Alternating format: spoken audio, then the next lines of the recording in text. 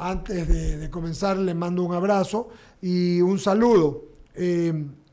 Dice Carlos Cicles que lo salude, que es amigo desde la infancia. También Ramiro lo conoce porque es desde el San José. Así que con ello vamos a comenzar esta entrevista con el neumólogo, alergólogo también, el doctor Iván Cherres. Jaime, tú no has preguntado. ¿Quieres comenzar tú, por favor? Sí, Javier, y Sí, seguimos muy amable, nosotros. Eduardo, gracias. Por favor. Sí, doctor Chávez, bienvenido, la verdad es un placer tenerlo por acá. Buenos días, ¿cómo nos escucha? Buenos días, muchísimas gracias por la invitación. Bueno, creo que siempre es un honor estar con ustedes, eh, listo para responder sus inquietudes. Doctor, usted es neumólogo y la verdad es que usted ha visto muchos casos de COVID porque es una enfermedad respiratoria. Y hay muchos criterios médicos en los cuales se hablan de que las vacunas, algunos dicen que las vacunas no sirven, otros dicen que sí sirven. Y finalmente que esto es un ensayo clínico que estamos viendo qué sucede con la población mundial con respecto a las vacunas. Desde su criterio médico y lo que usted ha visto, ¿cuál es su apreciación al respecto?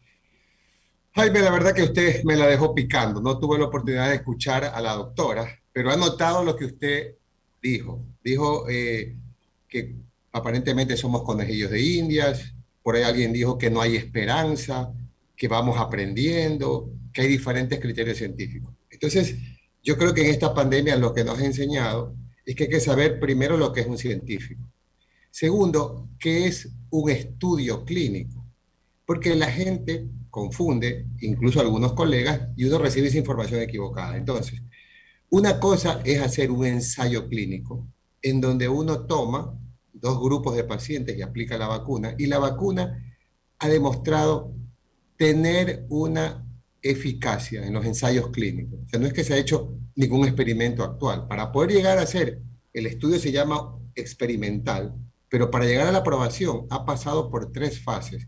No es que a alguien se le ocurrió hacerlo.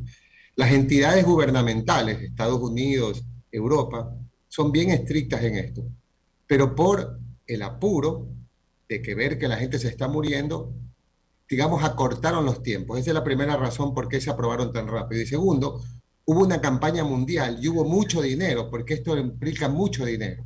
Entonces se pudo hacer en un más corto tiempo. Entonces los ensayos clínicos demostraron eficacia.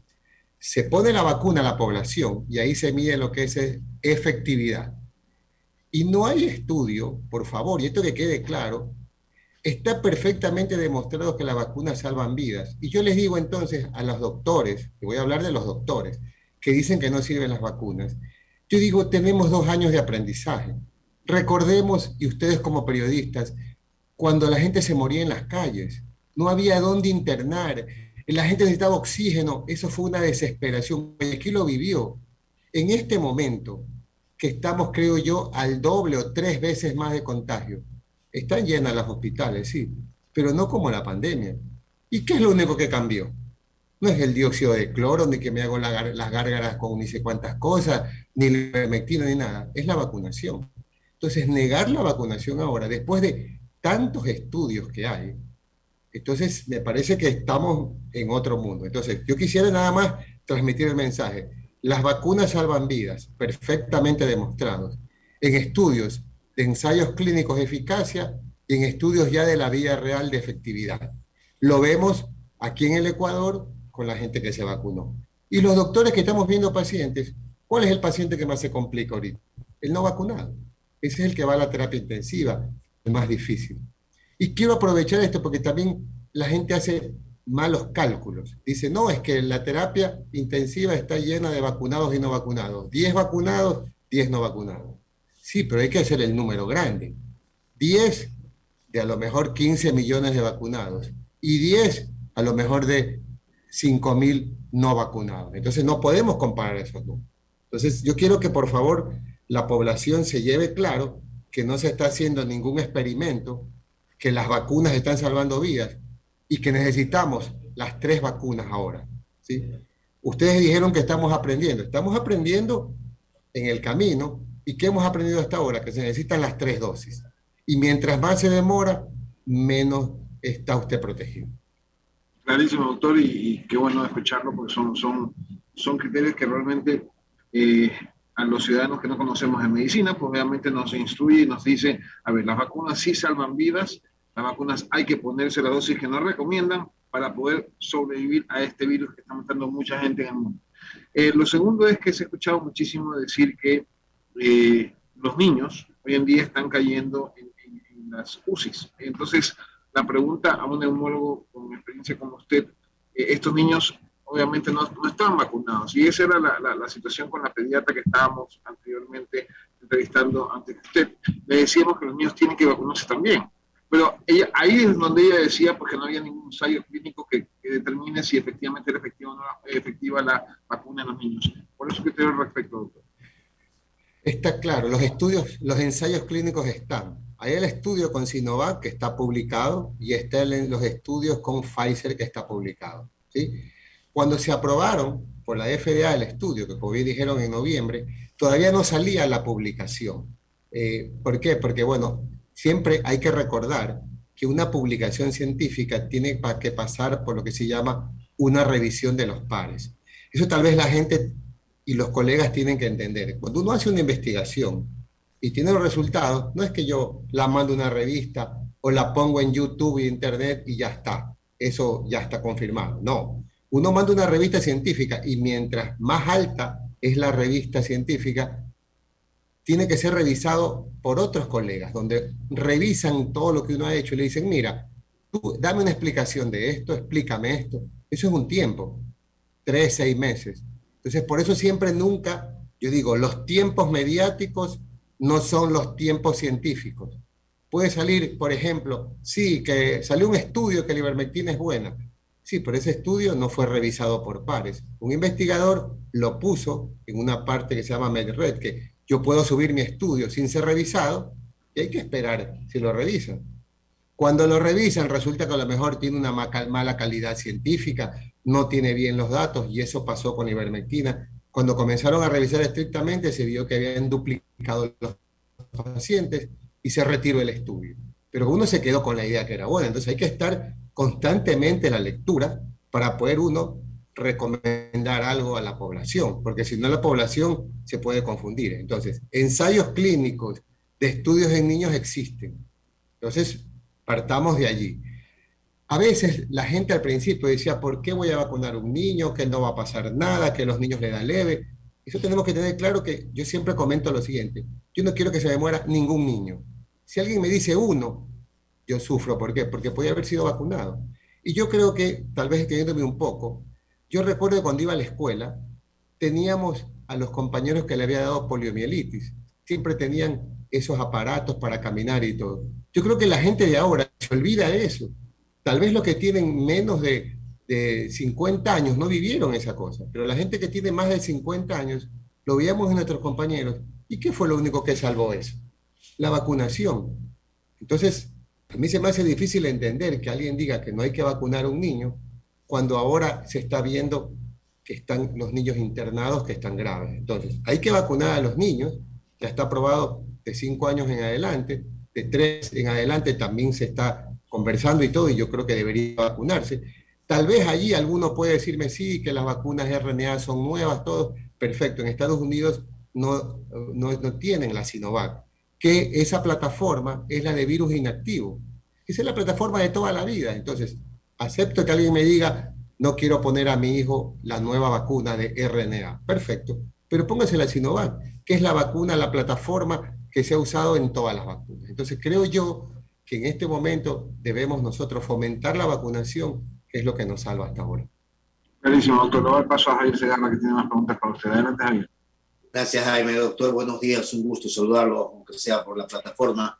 Siempre es un placer conversar con usted. Y la verdad que sí, a mí me dejó con una gran interrogante la entrevista anterior de la doctora, porque por la experiencia que uno tiene o el conocimiento que uno pueda tener sin ser médico, obviamente, pero yo digo, si es un ensayo clínico, ¿por qué evitar o por qué frenar, por qué decir, mire, no conviene, cuando los estudios están hechos, y usted muy bien lo señalaba, y no es nada del otro mundo, en el sentido de que para llegar a tener una vacuna, así sea un ensayo clínico, debió haber pasado por todas estas fases? O sea, ¿dónde está el temor para que se aplique a un menor de edad? Más bien habría que buscar la forma en que se pueda concientizar sobre el tema. Punto uno. Y punto dos, ¿qué hay de aquella gente que no quiere vacunarse, doctor?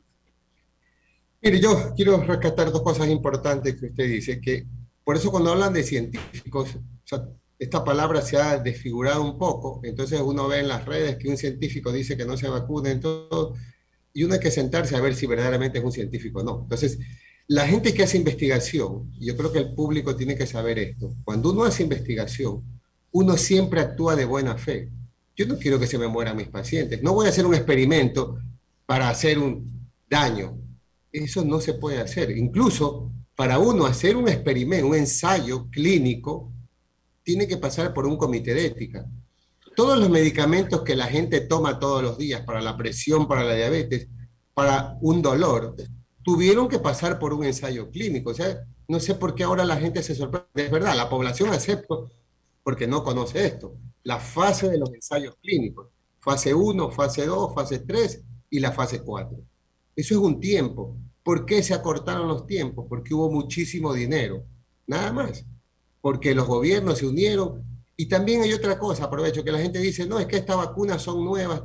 Estas vacunas, el proceso de las vacunas para el SARS-CoV-2 ya se comenzaron a hacer cuando tuvimos la epidemia del SARS-CoV-1. A Dios gracias, en ese tiempo no llegó a Latinoamérica, se limitó y entonces las compañías desecharon la vacuna. Pero ahí es cuando verdaderamente se comenzó a estructurar al virus, se sabía cómo era. Por eso que rápidamente se lo pudo detectar después y saber ya cuál era el virus, el SARS-CoV-2. Entonces, eso hay que tener claro, que los investigadores, la gente actúa de buena fe. Nosotros queremos salvar vidas, no queremos destruirlas. Yo quiero que mis niños se salven. No quiero que los niños se queden con secuelas. Y ustedes después, sé que vamos a hablar de las secuelas pulmonares. Mucha gente, y esto quiero también transmitirle, la gente dice, no, es que me dio COVID leve. Yo digo, ¿a qué le llamas leve?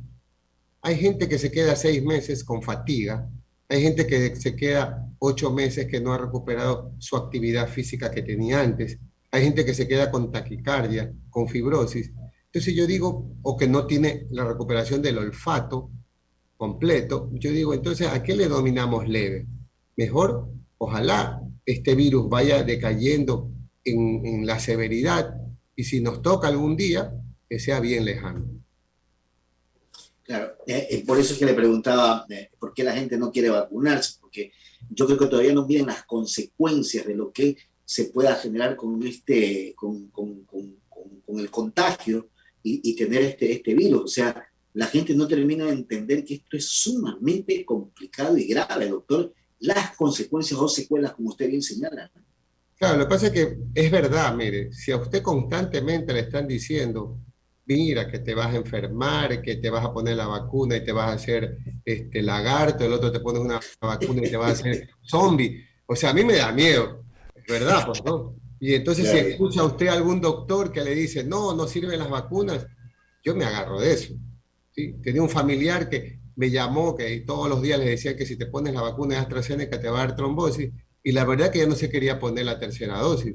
Y conozco colegas en los chats que dicen, oye, yo creo que le voy a dar la razón al de las vacunas, porque igual nos vamos a enfermar. Entonces, mire que estamos hablando de profesionales que igual estar escuchando una mentira todos los días, te entra un poco de temor.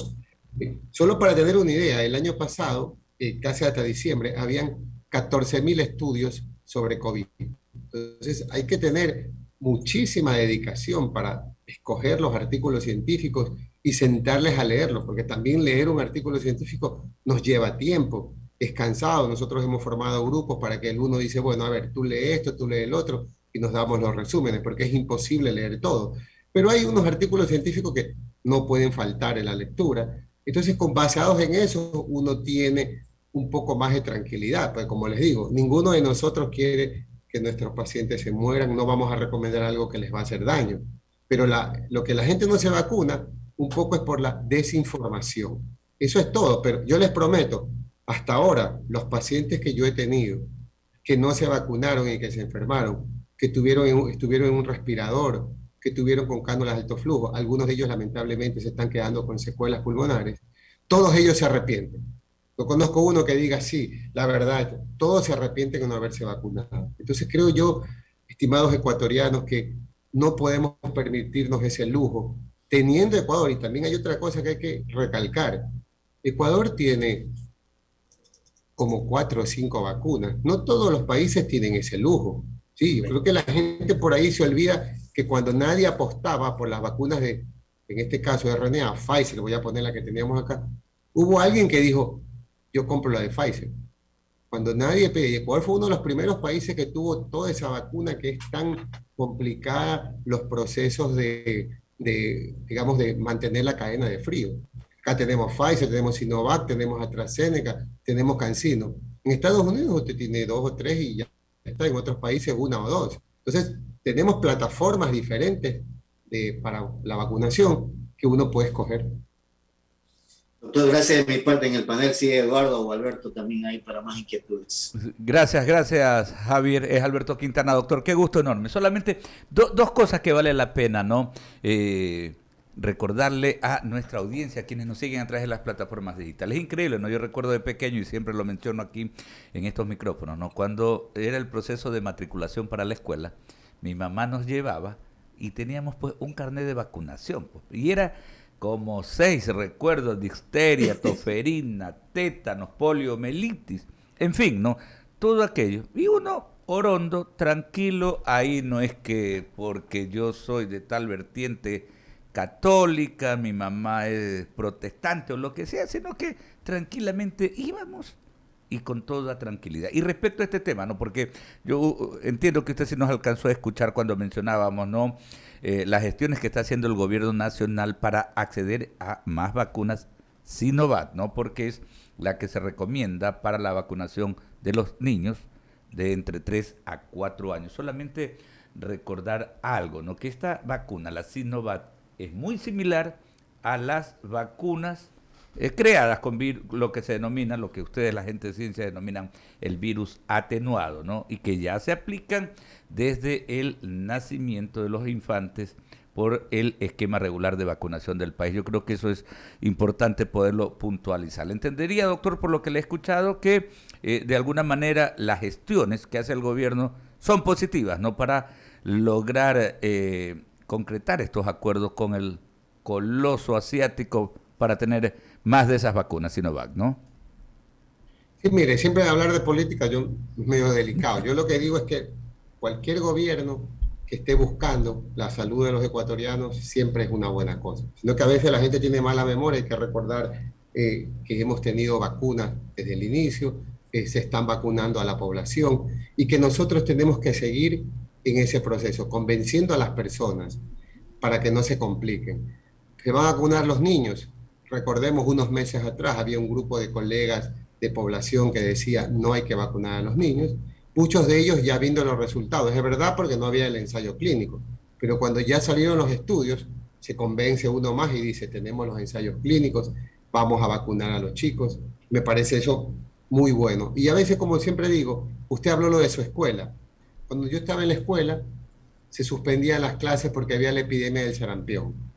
Y entonces había que vacunar a todo el mundo. Y en ese momento todos corrían pues, a vacunar a nuestras madres. Y después volvíamos a las clases. ¿Por qué? Porque ya la gente estaba vacunada. Entonces me parece que es lo mismo. En ese aspecto tenemos más bien que vacunarnos pronto para que nuestros chicos puedan volver a esas clases presenciales. Perfecto, doctor. Y vamos puntualmente entonces a los temas, ¿no? Afectación pulmonar, afectación de vías respiratorias con esta, en medio de toda esta oleada última, ¿no? Básicamente, ¿cómo están los niveles de afectación? ¿Cómo se evidencia esa afectación en las personas? Sean estos, ¿no? Chicos, jóvenes o ya adultos mayores que llegan a las unidades hospitalarias. Sí, mire, hay que tener claro una cosa para un poco también tranquilizar a la población. Cuando uno le da coronavirus, no todo el mundo va a tener una afectación grave. Entonces, 15% de los pacientes van a ir al hospital. Hay ciertos en ese grupo es que tienen más chance de ir a estos hospitales.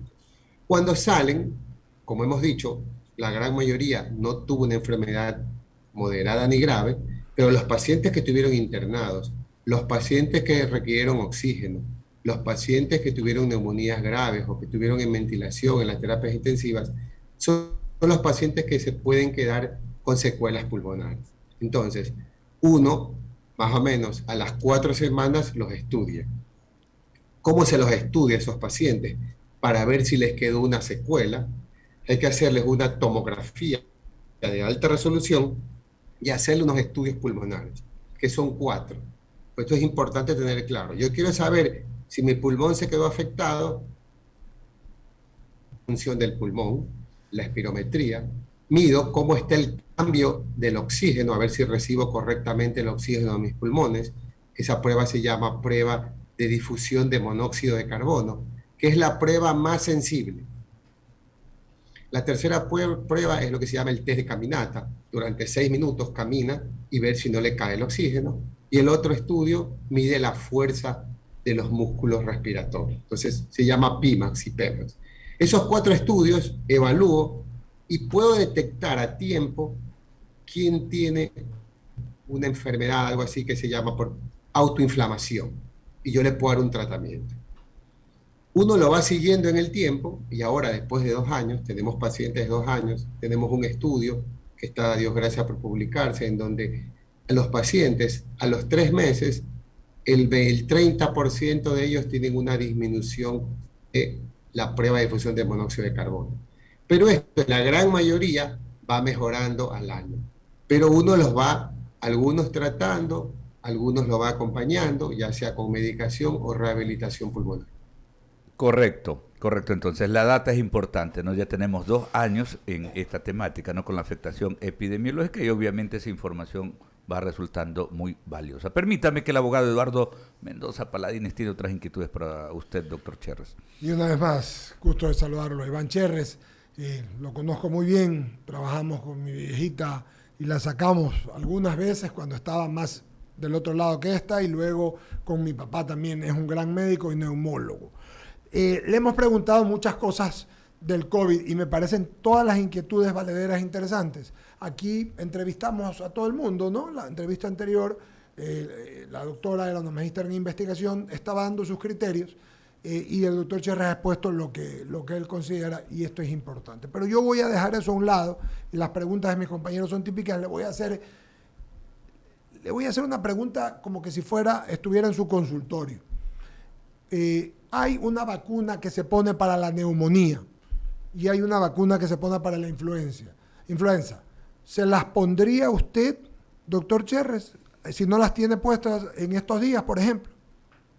Sí, mire, tienen indicaciones claras las vacunas de la influenza y las vacunas del neumococo. Hay que recordar, y ahora la gente, ¿por qué, aprovechando lo que dijo Javier, por qué no se quiere vacunar por los efectos adversos? Siempre hubieron efectos adversos con la vacunación. Por eso nosotros a la vacuna de la influenza recomendamos al que la necesita. ¿Quién la necesita? Personas de más de 55 o 60 años, personas que tienen enfermedades, comorbilidades, diabéticos, pacientes que tienen enfermedad cardiovascular, pacientes con cáncer.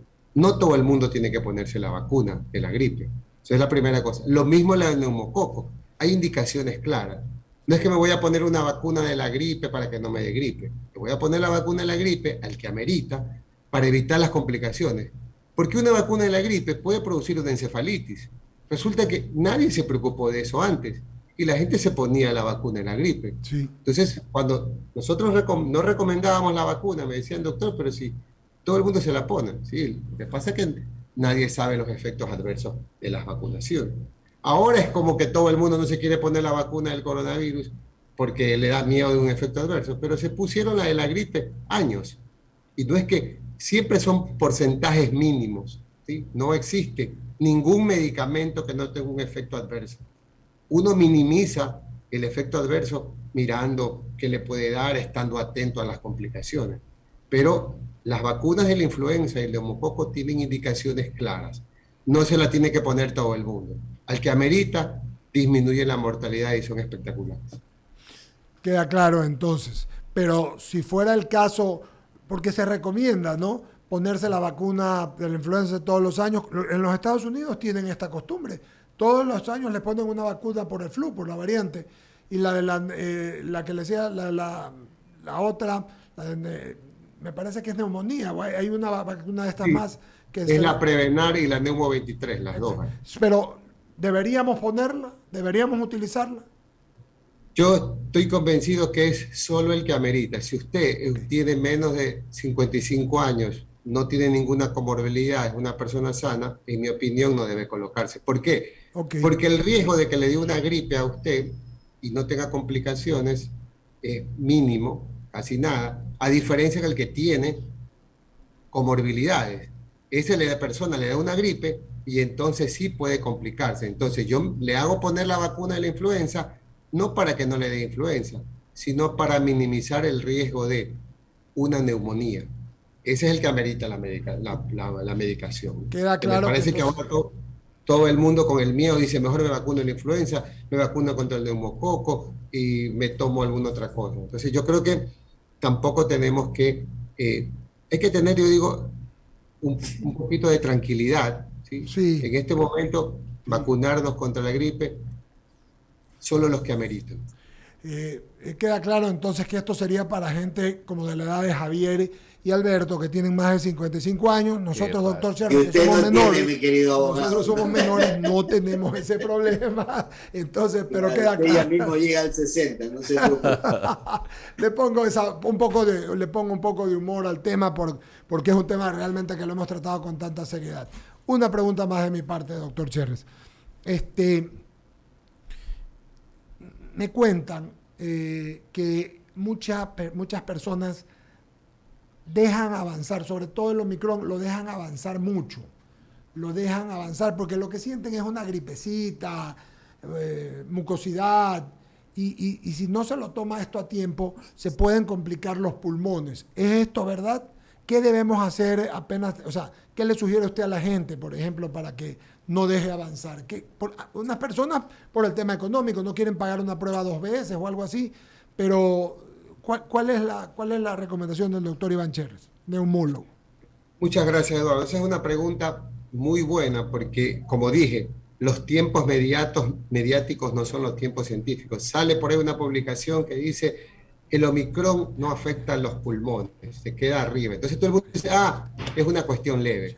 Y es verdad, pero ese estudio, si uno lo lee, fue un estudio hecho en una línea celular. O sea, no fue hecho en individuos. Entonces uno, perfecto, se pone contento, pero vamos a ver qué pasa en la vida real. Esto es, llevamos poco tiempo, ni 2 meses ya vamos a cumplir recién.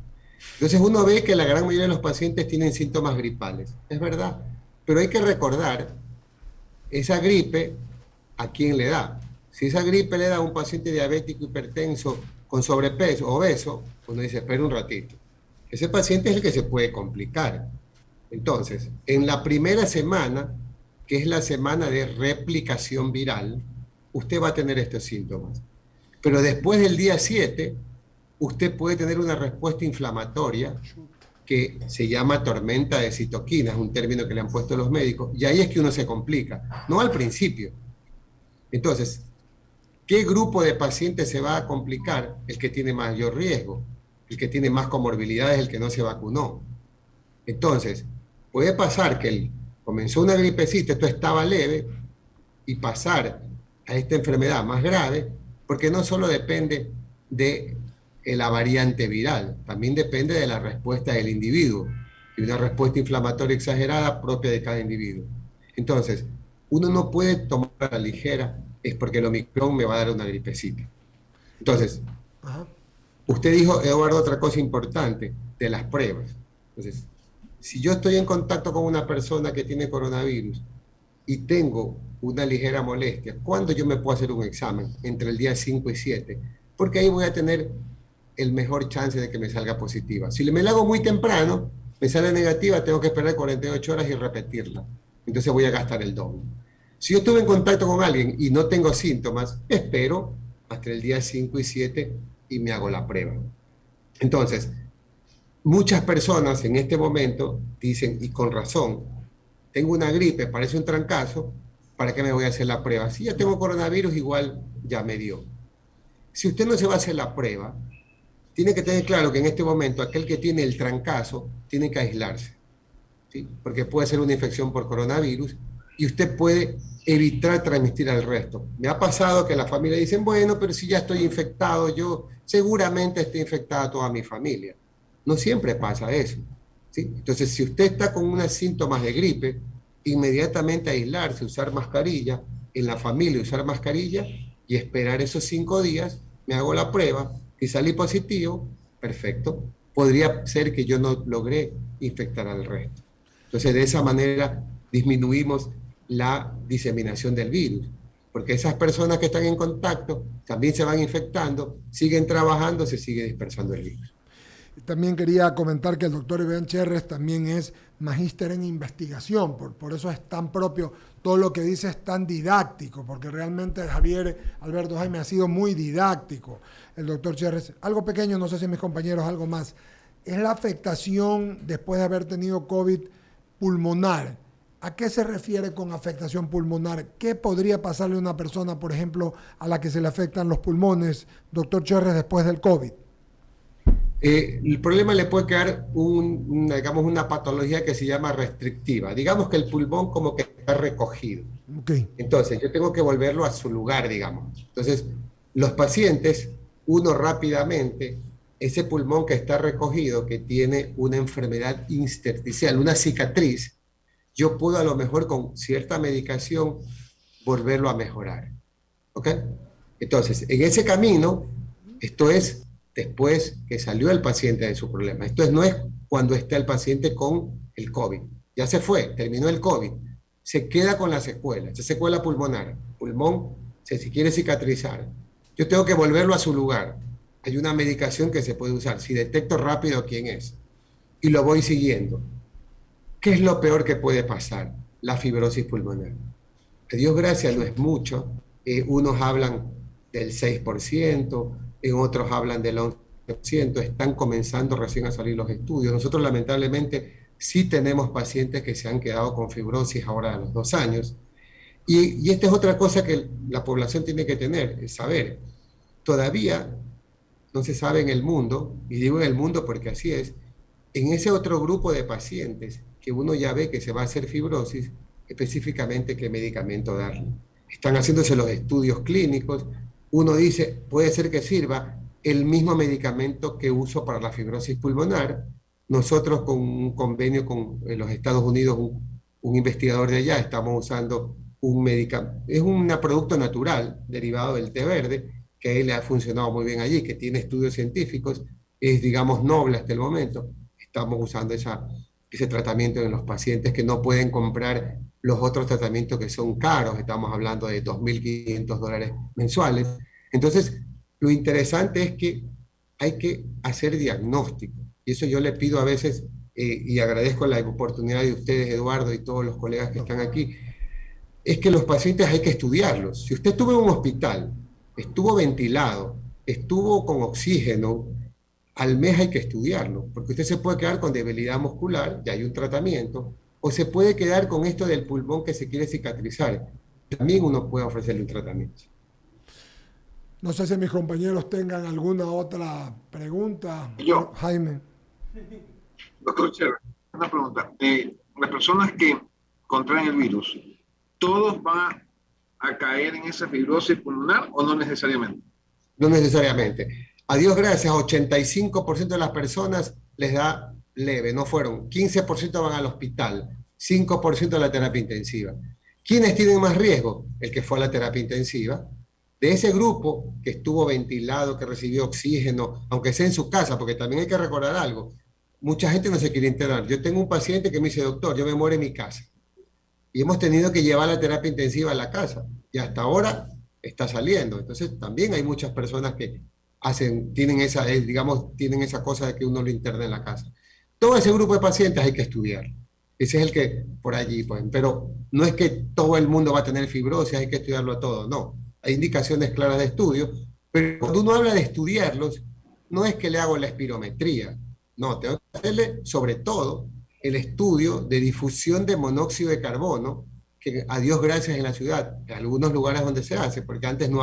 Nosotros este estudio lo venimos haciendo ya 10 años, pero ahora ya hay otros lugares que también lo hacen, entonces lo importante es hacerse el estudio.